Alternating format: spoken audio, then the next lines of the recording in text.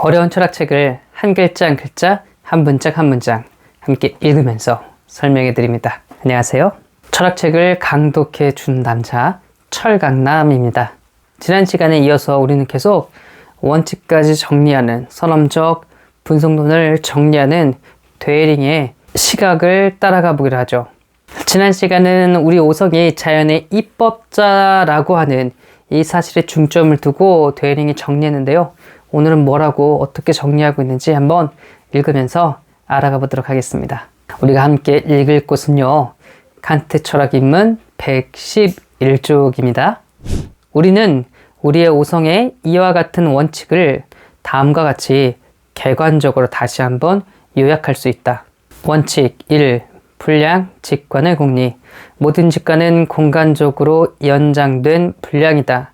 2. 성질, 지각의 예료. 모든 감각은 내포적이다. 즉, 도로서 차이가 생긴 분량이다. 3.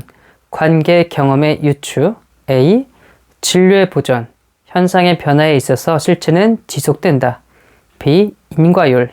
모든 변화는 원인, 결과의 결합의 법칙에 따라 생긴다. C. 상호작용의 법칙. 실체가 동시 존재하는 이상 실체는 상호관계에 있다. 4. 양태, 경험적 사유의 요청.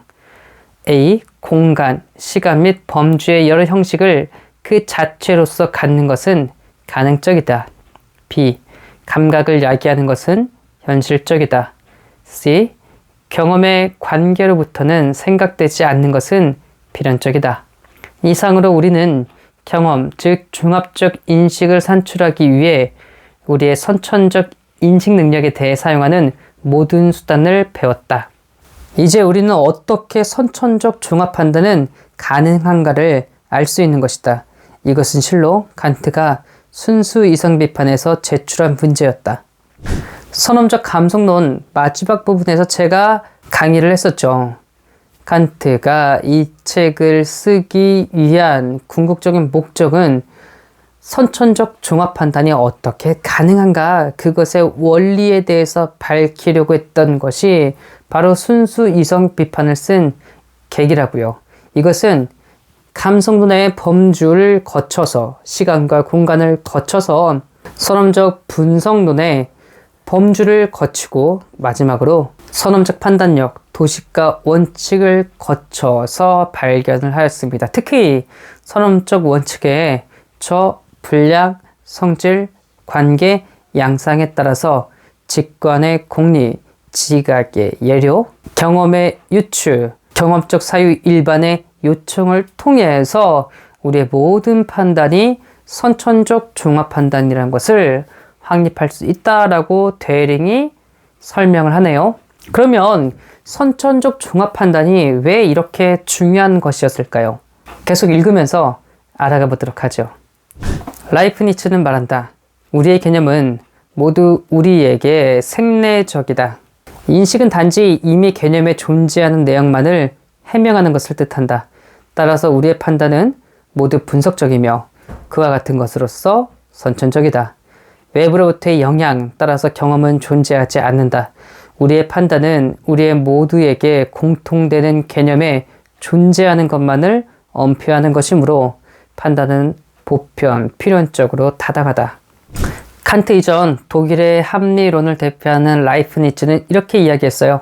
우리가 가지고 있는 모든 개념들은요, 다 우리가 가지고 태어난 거기 때문에 우리의 모든 판단은 다 보편적이고 필연적이며 경험을 통해서 새로 얻어지는 것은 없다라고 이야기를 했죠. 물론 오늘날의 학자인 가르타니 고지는 자신의 책 탐구에서 라이프니츠를 새롭게 다르게 평가하긴 하는데요. 그래도 대부분의 학자는 라이프니츠의 주장을 이와 같이 되링처럼 받아들이고 해석하죠. 휴먼 말한다. 우리의 모든 개념은 경험에서 생긴다. 생리적 개념은 존재하지 않는다. 보편적, 필연적으로 타당한 판단은 수학밖에 없다. 수학의 판단은 경험의 조력 없이 형성되고 따라서 선천적이다. 그러나 수학적 판단은 분석적이며 따라서 우리의 인식을 확장하지 않고 다만 명료하게 할 뿐이다.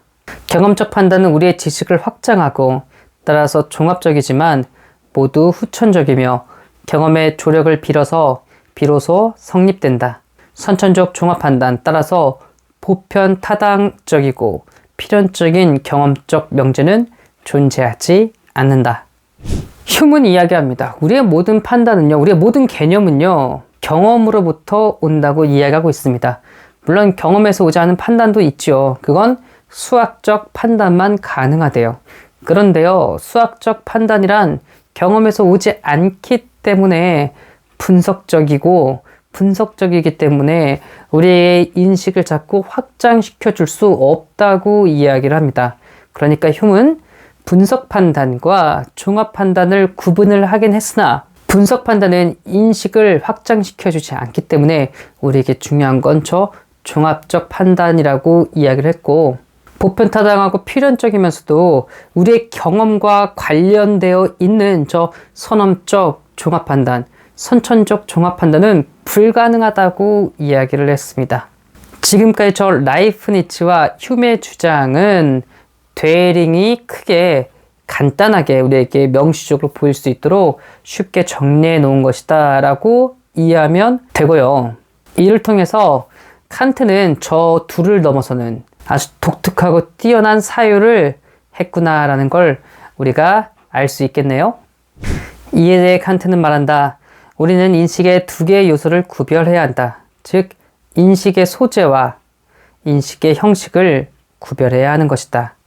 소재는 경험에 있어서 외부로부터 부여되며 또한 감각으로서 부여된다. 그러므로 소재는 언제나 후천적이다. 이에 대해 인식의 형식은 우리로부터 생기며 따라서 선천적이다. 우리가 부여되는 인식의 소재를 우리의 선천적인 인식 방법으로 조립함으로써 비로소 진정한 인식이 성립된다. 이때 두 개의 인식 능력, 즉 감성과 오성이 협력한다. 우리의 감성은 감성에 부여된 인식의 소재를 공간 및 시간의 형식에 있어서 파악한다. 파악의 결과는 사물의 단순한 직관을 낳는다. 그리하여 우리의 오성은 범주의 조력을 얻어 이들 직관을 개념으로 결합한다. 이때 오성은 선천적으로 오성에 존재하는 원칙에 따른다. 이들 원칙은 오성이 범주와 시간의 도식과의 결합에 의해 스스로의 안에 생산한 것이다. 이들 모든 선천적 인식 형식은 경험을 산출하기 위해서만 존재하는 것이다. 그들 인식 형식은 경험으로부터 독립되어 있으나 경험의 목적에만 유용한 것이다. 그러므로 그들 인식 형식은 선험적이다. 네, 이 한 문단에 칸트의 지금까지의 모든 주장들이 다 응축되어서 녹아있다라고 생각하면 좋을 것 같아요. 그리고 이제 이 정도의 강의를 여러분들이 꾸준히 들었으면 맞아 고개 끄덕이면서 잘 정리가 되었을 거라고 생각해요. 제가 강의 내내 몇 번을 반복했던 그런 이야기고 그런 말입니다. 마지막으로 한 번 더 정리를 해볼까요? 우리의 모든 개념은 선천적이라고 하는 저 대륙의 합리론적 전통과 우리의 모든 개념은 경험에서만 나올 수밖에 없다라고 하는 영국의 경험론적 전통을 빗대어서, 아니 그것을 뒤집어서 칸트는 전혀 다른 이론을 주장합니다. 우리가 어떻게 개념과 경험을 얻게 되는가 그 과정을 보자고요. 그러면 그것에 대해서 생각한 사유하는 영역이 있어야 되고요. 그 대상이 우리에게 주는 정보가 있어야 된대요. 이 정보는 소재라고 데링이 이야기했고요. 칸트의 순수 이성 비판에는 진료, 재료 이렇게 이야기를 했었죠. 즉 우리는 외부의 정보를 수용하고 받아들여야 어떤 하나의 인식, 개념이 형성된대요. 이렇게 보면 영국의 경험론적인 전통인 것 같아요. 그러나 그것을 받아들일 때 아무렇게나 받아들이지 않는데요. 다양한 세계의 정보는 시각 능력을 통해서만 받아들일 거고요. 다양한 소리의 정보는 청각 능력을 통해서만 받아들일 거고, 다양한 맛의 정보는 미각 정보만을 통해서 받아들일 겁니다. 이처럼 우리는 외부의 정보를 받아들이는 그런 형식이 있는데요. 그 형식은 당연히 어디에 있어야 되겠어요? 우리가 선천적으로 가지고 태어나야 되겠죠. 우리 안에 있어야 돼요.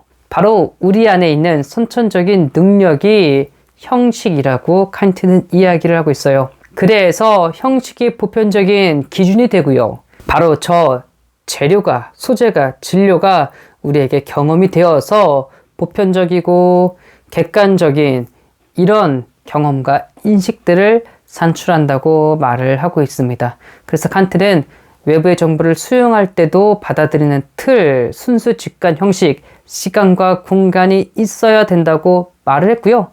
우리 사유에서도 생각하는 틀, 12가지 범주가 있어야 된다고 말을 했고요. 범주와 시공만 있어서는 안 되고 이 둘을 연결해주는 틀인 도식과 원칙이 있어야 된다라고 이야기를 했어요. 즉 이렇게 선천적인 틀들은요, 선천적인 형식들은요, 그 자체로가 어떤 구체적인 개념을, 경험을 만들어내지 않습니다. 이 형식과 틀들은 언제나 경험하고는 구별되지만, 그 자체는 아니지만 다양한 것들을 경험하게 해주는 가능성으로만 존재한다라고 칸트는 이야기하고 있어요.